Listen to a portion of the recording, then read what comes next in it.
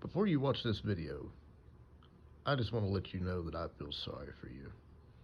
For what you're about to see is probably one of the most low quality things I've ever produced in my life. If you make it to the end, well, you're one of the most strong-willed people I've ever seen. So please, do try to enjoy. Hello everyone and welcome to Boland's Woodworks. I'm feeling a little bit under the weather today, so please try to ignore my sniffles and sore throat sounds as I try to power my way through this video for you guys. A couple days ago I received an order for a black walnut and gunmetal slimline pen, and I figured it would be the perfect opportunity to show you guys how you can do this yourself. So today we're going to be using a legacy slimline gunmetal kit and some black walnut.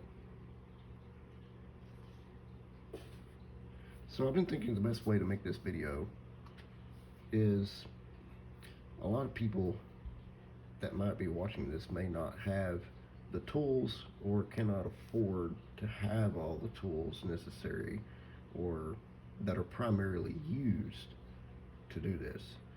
So today I'm going to try my best to show you guys how you can do this on a budget. You can get yourself a cheap lathe, a cheap pen mandrel like this one. This one was 20 bucks on Amazon, I think. I've been using it for years. And beyond that, all you really need is a 7mm drill bit. Of course, some lathe tools. You can use traditional lathe tools for this. You don't have to use the carbide ones like I have. The only reason I use carbide is because that's all I have. Let's see. Oh, you need either a drill press, or a drill chuck like this. It goes into your tailstock, and as you turn the tailstock, it pushes it forward into the blank, which is held by a chuck. You do need a chuck if you're going to use a drill chuck. You need some CA glue. I like the stick fast thin. You can use medium. I wouldn't go beyond medium. I personally like the thin. You need some paper towels, and you need some plastic polish. The original bottle of this broke, so I just put it in this. Any basic like headlight polish that you get at the automotive section in Walmart or off Amazon or whatever will work. So I went ahead and drilled the holes in these, bored these out, and put the barrels in. I apologize, I didn't think about making the video until I'd already put this part together. So in future videos I will make sure to show you how this is done. You do need to flush these.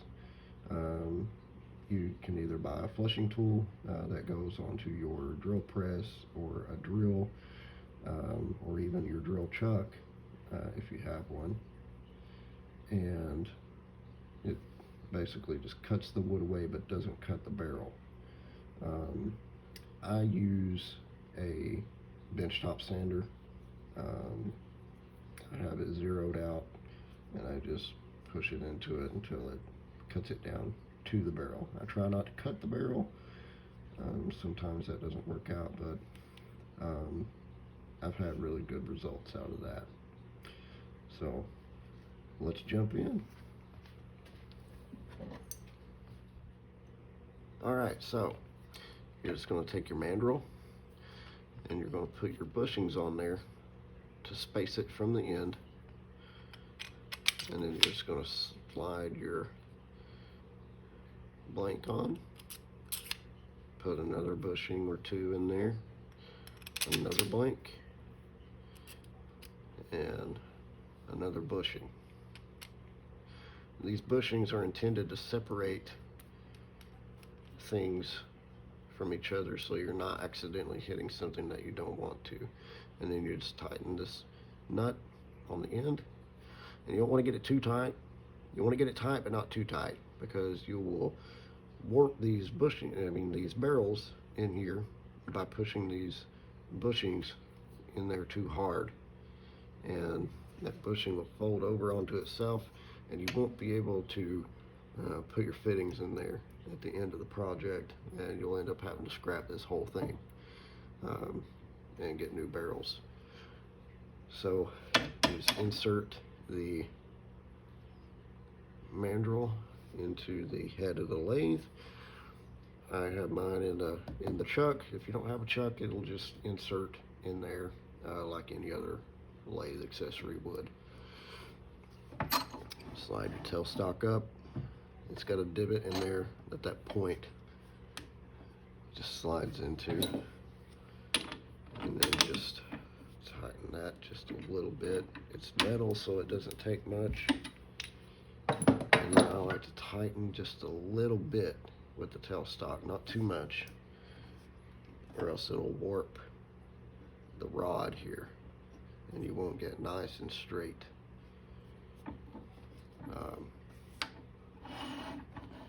Blanks for your pin. Alright, now it's time for the fun part. Time to start cutting. So before you get started, what you want to do is you want to make sure that your tool rest is nice and close to your media here. Not too close, but you want to have just a little bit of a gap there that your tool is resting on, so that as the material turns, it's getting chopped off and you're not hanging way out there trying to get to it, because that can cause you to get a gouge and pull down, and you might end up hurting yourself doing that. And you also want to make sure that you turn the lathe to make sure that the material is not actually hitting the tool rest too. You want to make sure that's nice and tight. And you also want to make sure that you're wearing some form of eye protection, because this material has a tendency to fly straight into your face as you're cutting.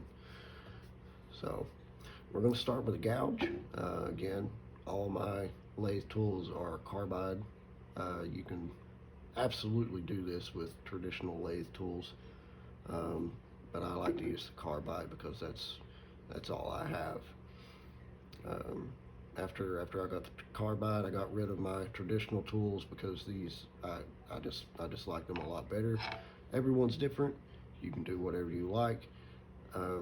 Use any kind of lathe tools that you like. Anything will work for this. Alright, so we're going to make sure that everything is nice and tight. And go ahead and turn on your lathe. The first thing we're going to do is we're going to make sure that we get this down to a nice and complete round shape, so that we can start tapering down the ends and get rid of this square. And you want to just rest your tool out a little bit and slowly push in until you start getting a little bit of material coming off one at a time. You don't want to, like that. See? Just want to ease into it. Take that a little bit at a time.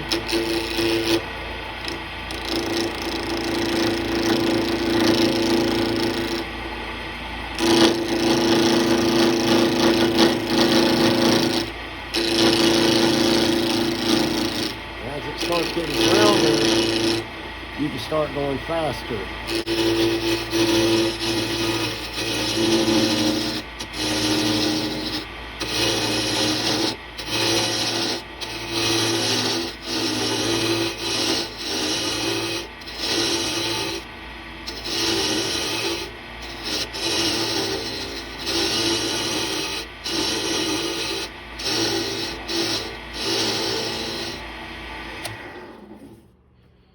You can see there, we almost have it to a perfect, complete round. You can feel it as you're working it. It's not really biting in there as much. You don't feel as much of a knocking as you get closer to getting to that nice round shape. So we'll fire the lathe back up.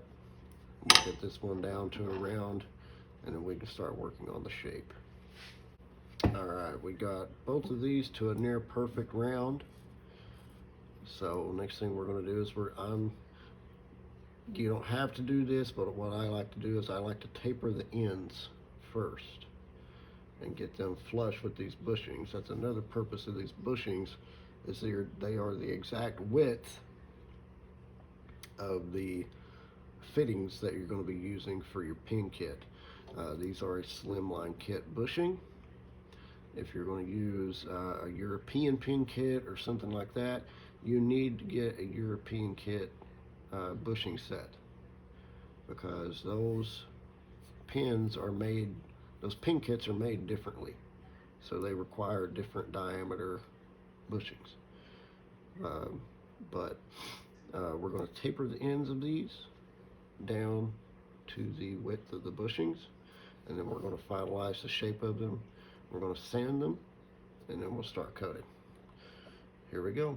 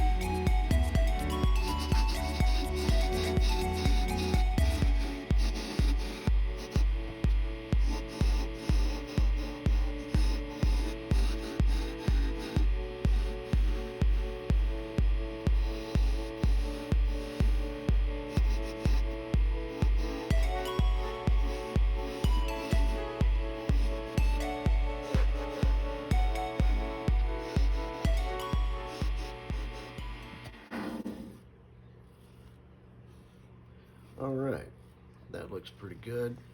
So now we're going to start sanding. I'm probably just going to hit it with some 600 grit sandpaper, and then we'll just jump right into getting it coated. All right, here we go.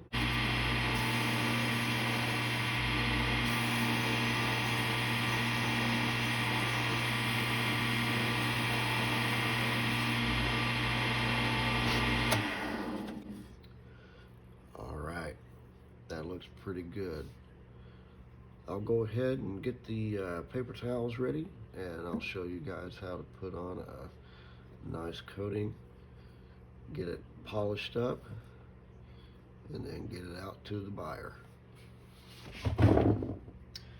All right, let's get started coating this thing. Now, I just like to take my paper towels and just rip them up into a couple inch wide sheets like that. I like to leave them together, that way I can pull off multiple at once and just tear it and get what I need. But we're going to take this tool rest off and get this place cleaned up so we're not kicking any dust up into our work here.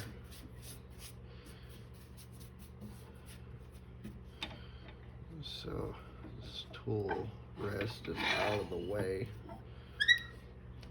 just like that. You're going to go back to your CA glue. I forgot to mention it earlier, but I actually use this to put the barrels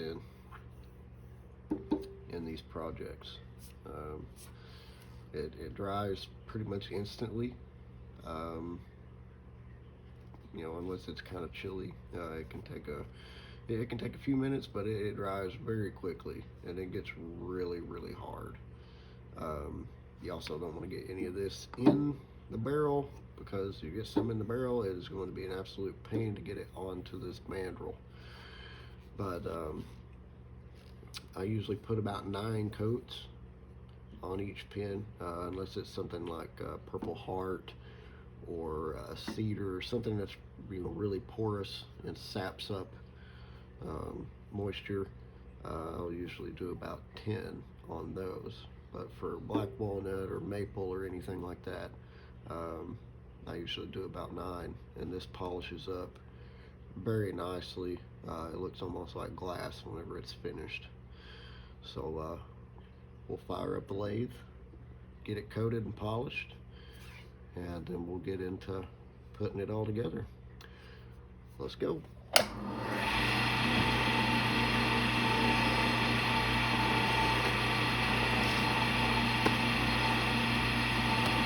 I like to take my paper towels and just fold them up, just like this.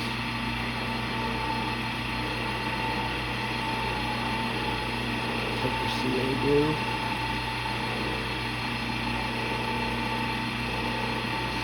run it across. It doesn't take very much, and you just wipe it on.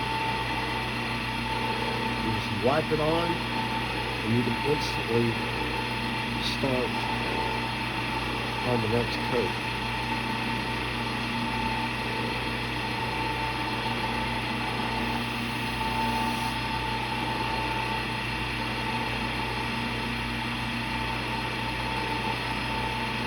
This dust, it does really gas off and fume whenever it gets in contact with any sort of cloth or paper towel, wood. So you want to make sure that you're doing this in a very, very well ventilated area. It can burn your nose and your eyes, and it's really unpleasant. So you want to make sure that you're doing that somewhere that's got very, very good ventilation, and you're not huffing any of that stuff in. This only takes just a minute or two to really harden. I can already touch it, and it's not really sticking to me very much.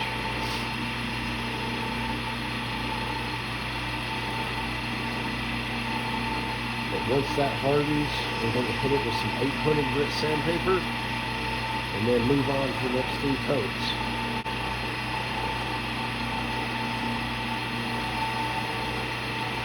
And that feels pretty good, so we're going to hit it with the sandpaper.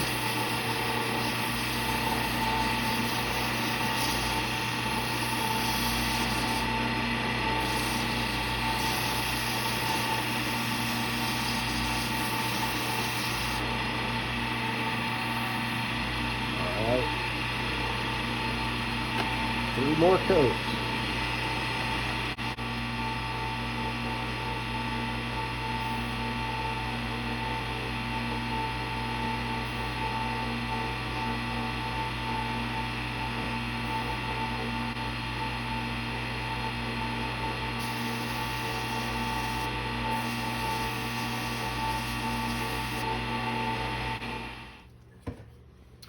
Alright, now that we got all our coatings on, we're going to run through some micro mesh. Micro mesh is its own grit system. I believe this set goes all the way up to 18,000 grit. Yeah, not 1,800, 18,000. Like I said, it's its own grit system. I'm not sure exactly what the measurements are on that, but that right there is pretty smooth. So I don't know. But we'll go through each one of these pads, and then we'll hit it with some polishing compound and move on to the next step. Let's go.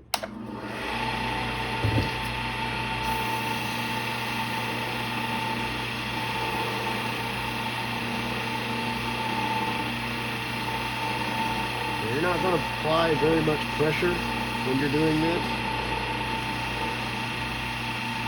You're just going to let the micro mesh do the work. You're not going to push into it too much, because you can melt this part and it'll actually come off onto the piece, and we won't be able to get it back off without sanding everything completely back on. So I'm just putting enough pressure on it just to hold it there on the piece. Let it get in there and do its thing before I move on to the next pad.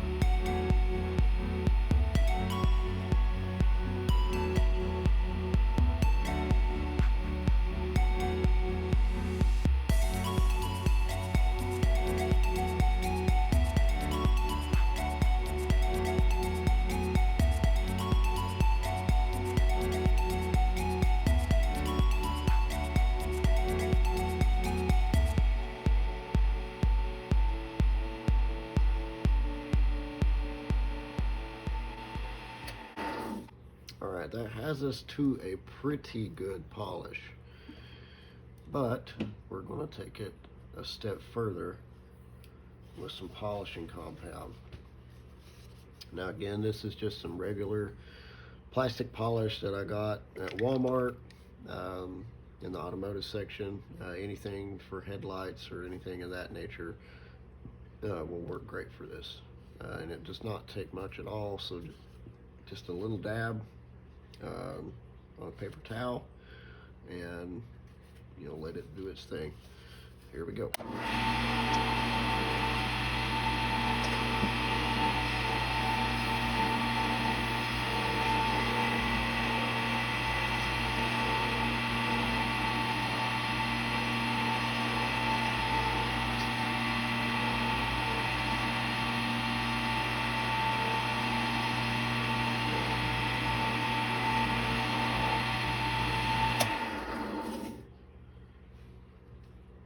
Look at that. Almost like glass.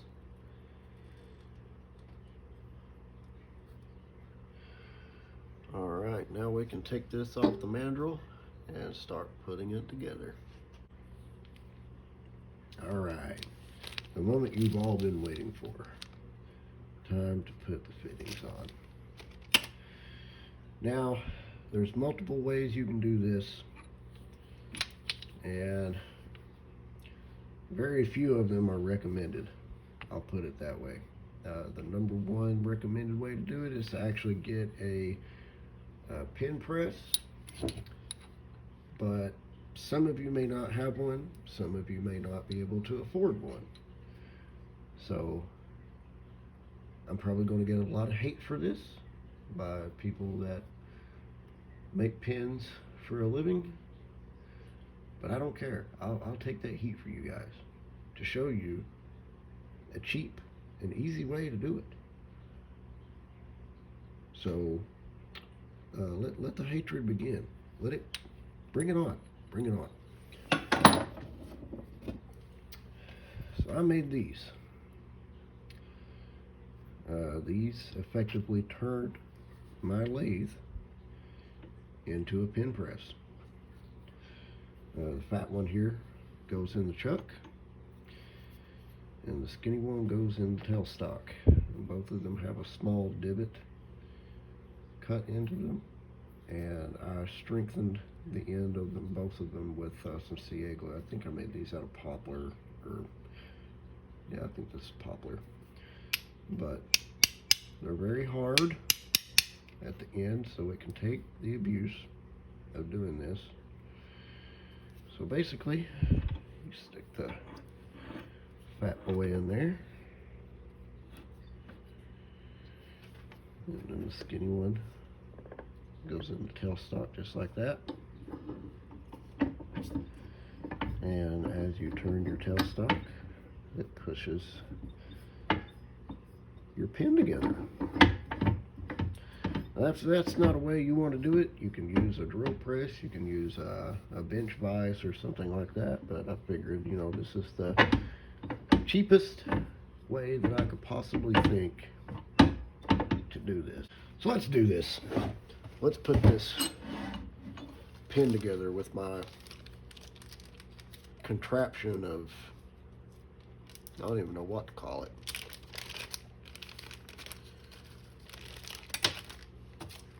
Poor design. Must not be, because it works.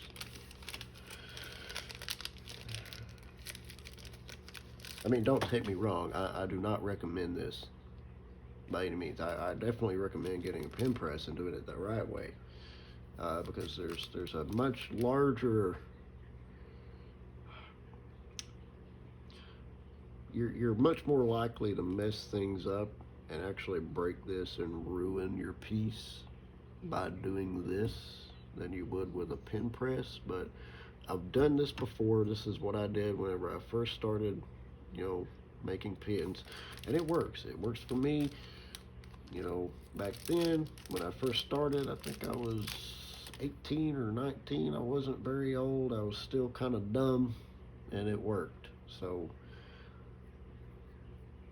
well, I still am kind of dumb, but you see my point. It works. So anybody who hates on it, you know, whatever.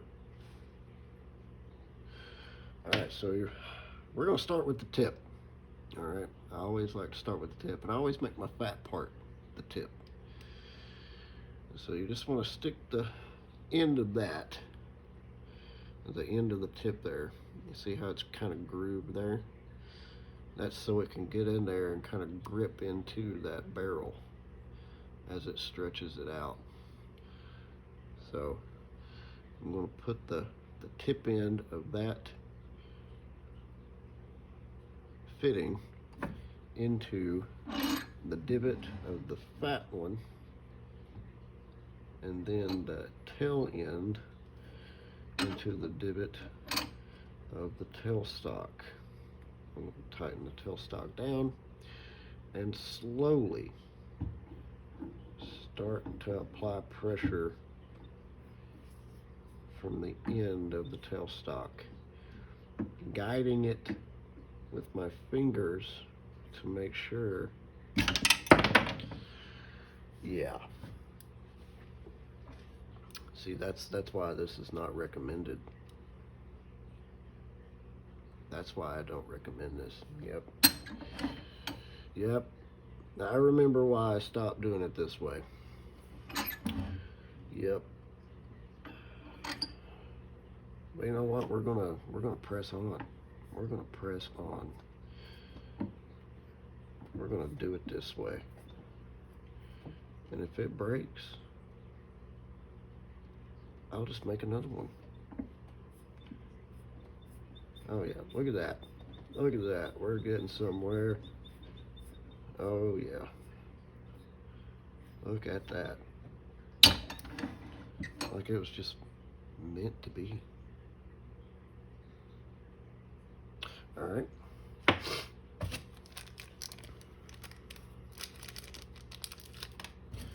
Moving on to the next bit. I'm going to put the, I'm missing a piece here. Put the clip on.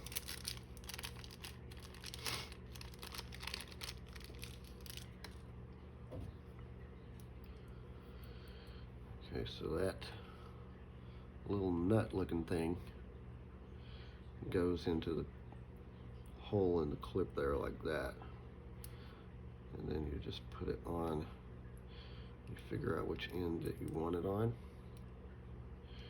I like this end. Stick it in your poor contraption divot. And then apply pressure with the tailstock. See, that works. That works.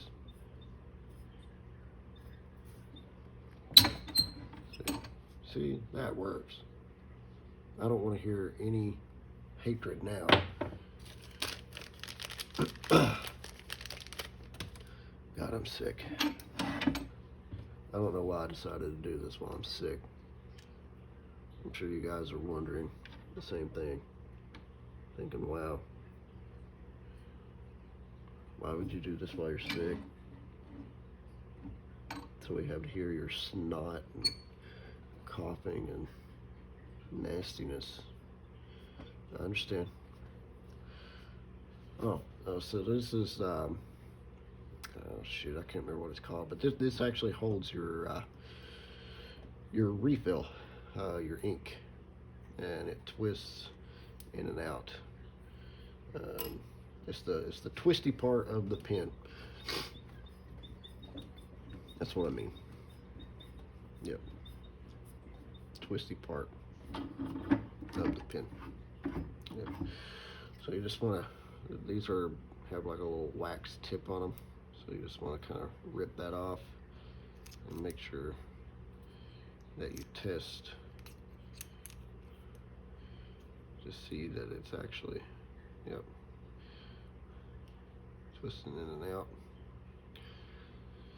All right, now if I can get this open. This little ring slides right on top of that, and these can be kind of tough. Well, that one went on pretty easy. And then it all just slides together just like that. Yep. It's not perfect, but it is beautiful. And I would say that that is quality enough that I'm willing to put my name on it and send that to the buyer. Just like anything else in this world, it's not perfect, but it is beautiful. So I really hope you guys enjoyed this video, enjoyed listening to my snotty nose and sore throat. I appreciate the people that have made it this far along in the video, and I certainly hope to have you join me again in the future. I'll be working on other projects, and I do sell the things that I make on Etsy.